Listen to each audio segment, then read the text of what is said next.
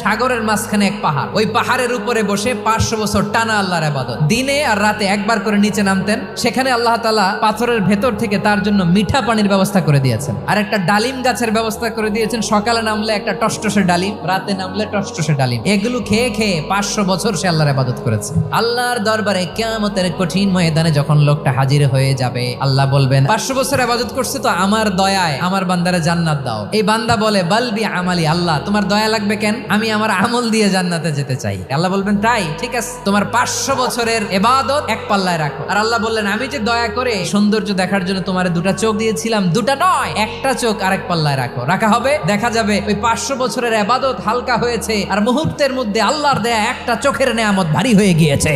ফলাফল দেখো, হিসাব বলে তুমি এখন জাহান্নামে যাবা, যাও এবার জাহান্নামে যাও। এবার লোকটা কাচুমাচু করে বলে আল্লাহ এবার আমি বুঝতে পেরেছি তোমার দয়া ছাড়া দুনিয়ায় কেউ জান্নাতে যেতে পারবে না।